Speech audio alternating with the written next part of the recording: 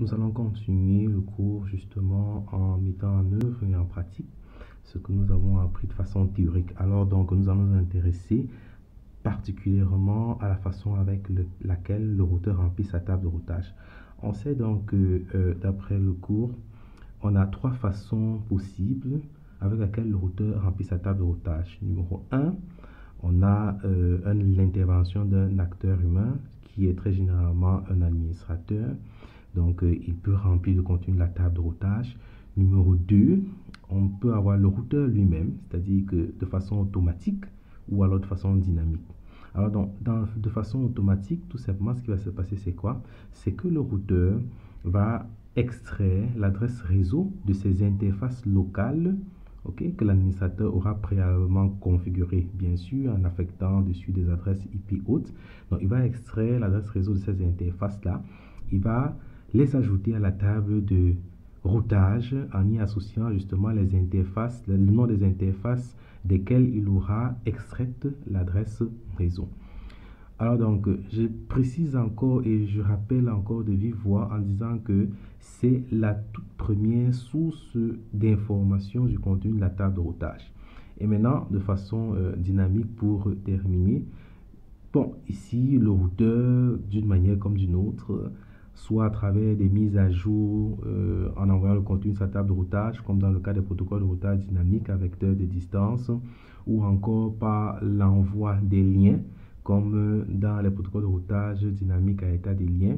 Il va informer ses voisins, qui sont généralement des routeurs adjacents, soit du contenu de sa table de routage, soit des états de liens dont il a à sa disposition. Alors donc, pour la démonstration de maintenant, ce qui va se passer, c'est quoi? C'est que nous allons utiliser l'émulateur ENSP, qui est un émulateur de Huawei, qui permet donc justement de travailler sans avoir besoin d'utiliser les équipements réels, de travailler avec un environnement, je pourrais dire, entre autres virtuel, dans lequel on pourra exécuter les images des différentes plateformes de la firme, c'est-à-dire routeur, comme on voit ici, routeur, switch, point d'accès avec contrôleur, pare-feu et en quelque sorte aussi l'émulation des réseaux étendus. Alors donc, ce qu'on peut voir ici à l'intérieur de mon workspace, c'est un routeur qui a été sélectionné en cliquant ici sur l'icône qui correspond au routeur et j'ai pris ici le routeur simple router. Le nom de l'émulateur c'est ENSP, comme ici au-dessus. Alors donc, le routeur a déjà été démarré. Ce qui va se passer, c'est quoi? C'est que je vais configurer un certain nombre d'interfaces et vous faire voir comment est-ce que le routeur remplit sa table de routage. Alors donc, déjà à ce niveau, nous sommes dans l'interface, nous sommes dans le système d'exploitation de notre routeur R1. Ici, ça correspond à, grosso modo comme ça, à la vue avec un câble console. C'est-à-dire qu'on a connecté un câble console sur notre routeur, nous sommes allés, on a exécuté une utilitaire, un logiciel émulateur de terminal et nous avons le résultat que nous avons ici en face de nous. Donc, je vais immédiatement entrer dans la vue système et exécuter la commande, n'est-ce pas, qui va permettre d'afficher le contenu de la table de routage. Remarquez bien qu'ici, aucune des interfaces du routeur n'a été configurée. On peut bien voir que R1 n'est connecté à rien du tout. Et on va essayer de regarder le contenu de sa table de routage. Alors, on a dit que la première source d'information de la table de routage, c'était des routes automatiquement ajoutées par extraction de l'adresse réseau des interfaces adressées par l'administrateur. Alors ici, si aucune interface n'a été adressée, on pourrait s'attendre logiquement à ne voir rien du tout dans la table de routage. Alors donc, la commande qui permet d'afficher la table de routage d'un équipement qui exécute le VRP, qui est ici le système d'exploitation des équipements Huawei, c'est-à-dire routeur, point d'accès et tout ce qu'on a eu à citer. C'est display IP routing table. Alors, on n'est pas obligé d'écrire totalement la commande. On peut aussi écrire des commandes hachées et justement le VRP saura très exactement ce qu'on veut écrire comme commande. Je ferai justement une vidéo pour expliquer un peu les contours du VRP pour qu'on puisse familiariser pour qu'on puisse se familiariser avec. Donc ici, on va se concentrer sur regarder le contenu de la table de routage.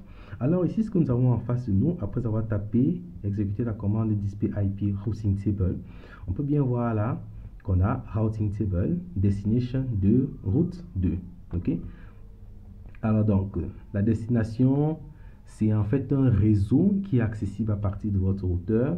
Le protocole vous permet de savoir la manière avec laquelle l'information, c'est-à-dire la destination, a été insérée dans la table de routage. Alors lorsque vous voyez direct, ça veut tout simplement dire que c'est une route ajoutée automatiquement. On comprendra ici là que c'est, dans notre cas ici, ça veut dire que le direct ici veut tout simplement dire quoi? Ça veut dire que le routeur a extrait l'adresse réseau, n'est-ce pas, d'une des interfaces connectées adressées par l'administrateur, ok, et il a ajouté dans la table de routage. Alors ici, la préférence, ok, ça permet de savoir quel est le degré de préférence d'un routeur pour une information qu'il vient de recevoir, qui doit insérer dans sa table de routage.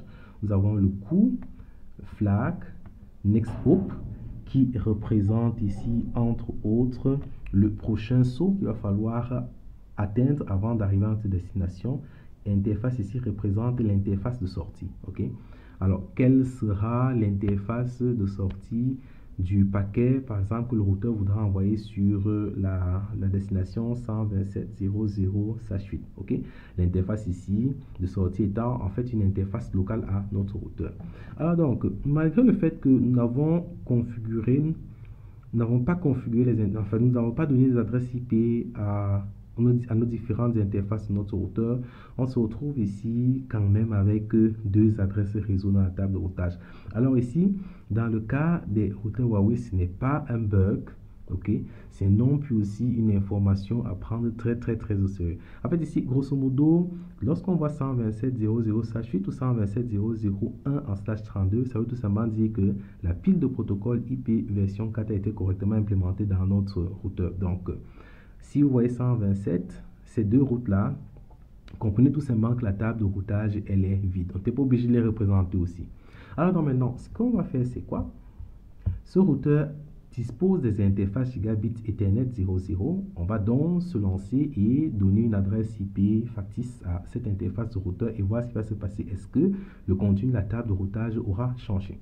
Alors donc, je redirai interface gigabit 000. Et là, je pourrais donner l'adresse 10.1.1.1 et en /24. OK?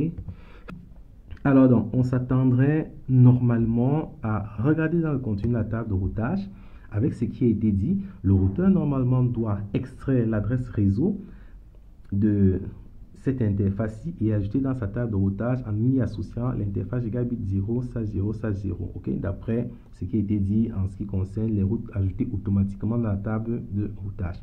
Donc, si maintenant je fais un display IP routing table, ok, on peut toujours voir que dans la table de routage, justement, il n'y a eu aucun changement. Alors donc, pourquoi est-ce qu'il n'y a pas de changement? En réalité, ici, il y a une autre condition qu'il faudrait respecter pour que un réseau soit ajouté automatiquement dans la table de routage. Alors donc, ce que je vais dire, c'est quoi? C'est que lorsqu'un routeur met une route dans sa table de routage, normalement, il doit l'utiliser pour que des paquets, si c'est qu'ils doivent arriver à cette destination-là, qui puissent être envoyés à cette destination tout simplement.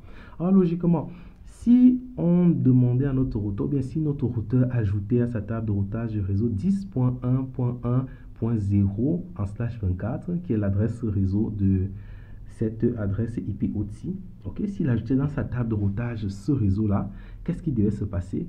Bah, ça veut tout simplement dire que le routeur peut envoyer des paquets à ce réseau-là en empruntant l'interface gigabit 0/0/0. Or, ici, ce qui se passe, c'est que cette interface-là, elle n'est connectée à rien du tout. OK?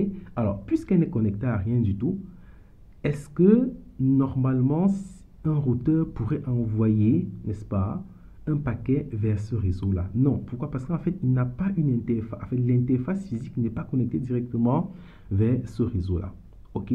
Alors, donc, ce sera un peu comme une sorte de trou noir. Il a une route dans sa table de routage, vous voulez envoyer un paquet à 10.1.1.0 mais on ne peut pas. Pourquoi? Parce qu'en fait, il n'a, même si qu'il a une adresse IP associée à cette interface-là, l'interface n'est pas physiquement reliée à un équipement qui peut être connecté directement sur le réseau d'intérêt.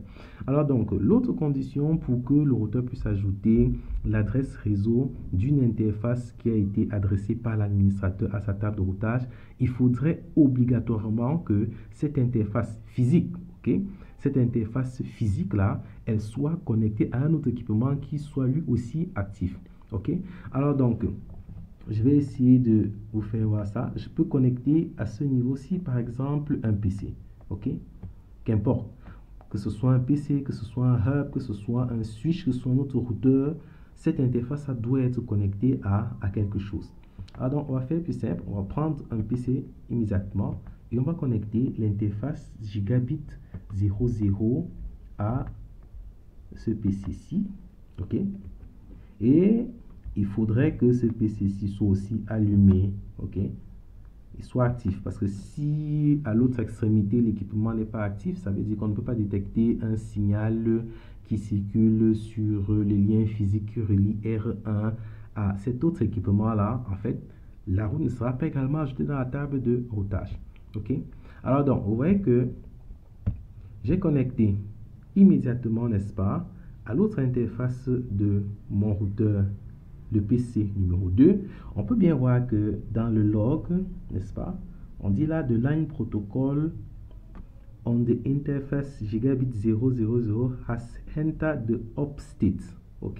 Alors là, le routeur fait comprendre que il a détecté, n'est-ce pas, un signal sur son interface gigabit 000 et l'interface est passée dans un état actif.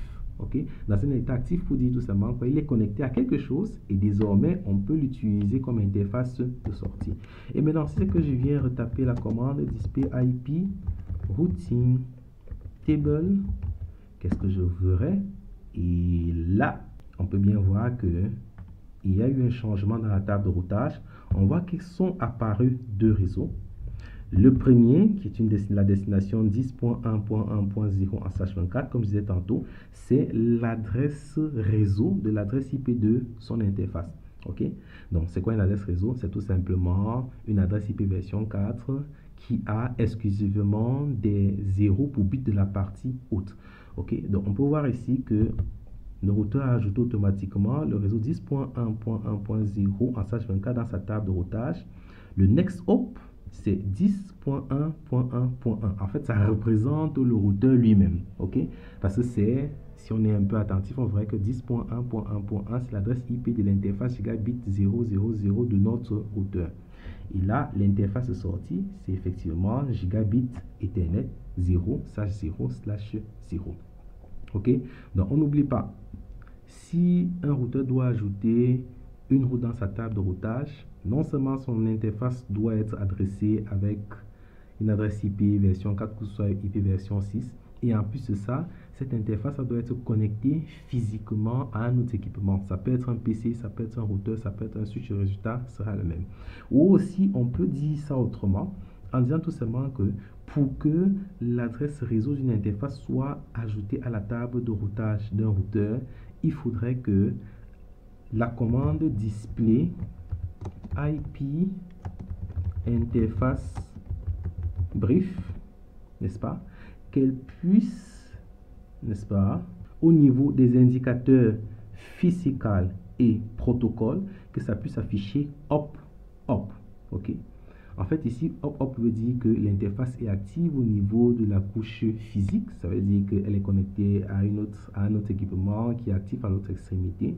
Et au niveau du protocole up, ça veut dire que le protocole de couche 2, n'est-ce pas, du modèle OSI, de la couche liaison de données, qui est également actif. Et également, il faudrait aussi qu'il y ait une adresse IP qui soit associée. Alors donc, si par exemple j'essaie de configurer l'interface gigabit Ethernet 001 et que je dise par exemple que son adresse IP, que ce soit 12.1 en /24, si je fais un display IP interface brief, vous allez voir que cette interface gigabit Ethernet 00/1, n'est-ce pas, est dans l'état down, malgré on ait l'adresse IP qui soit associée dessus. Si je fais donc un display IP routing table, on verra que cette interface n'a pas été ajoutée dans la table de routage. Ok? Pourquoi? Tout simplement parce que les colonnes physicales et protocoles sont dans l'état down, alors que normalement ils doivent être dans l'état up pour que, n'est-ce pas, la route soit ajoutée dans la table de routage.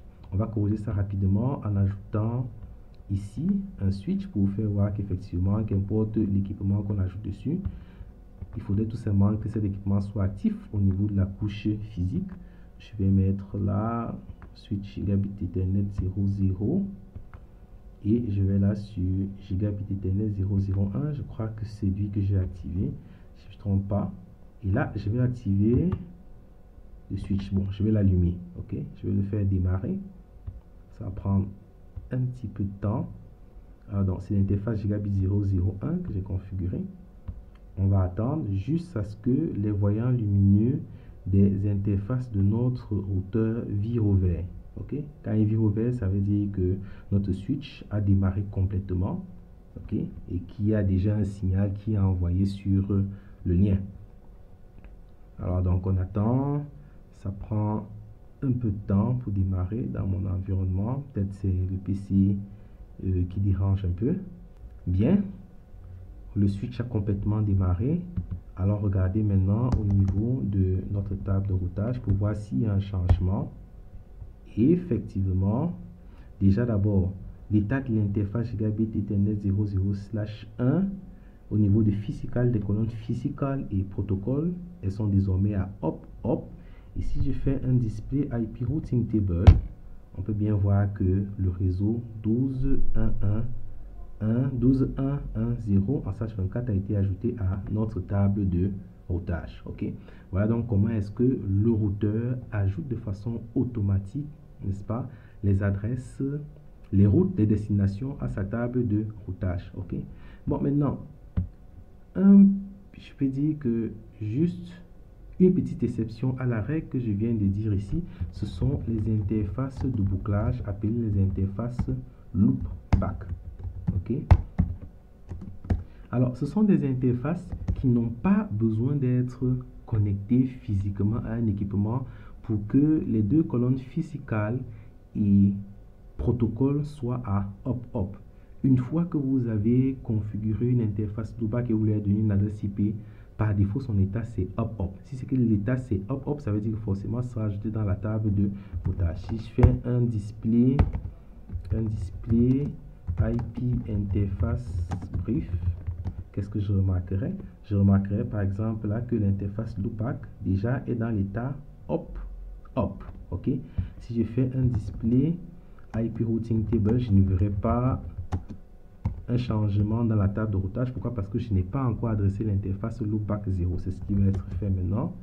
IP adresse, mettons 13.1.1 en SH24. Si je le fais et que je rappelle la commande display IP routing table, vous voyez bien que le 13.1.1.0 en SH24 est inséré dans la table de routage avec comme prochain saut le routeur lui-même, puisque c'est l'adresse IP 13.1.1.1 qui est mentionné là, et l'interface sortie étant loopback 0.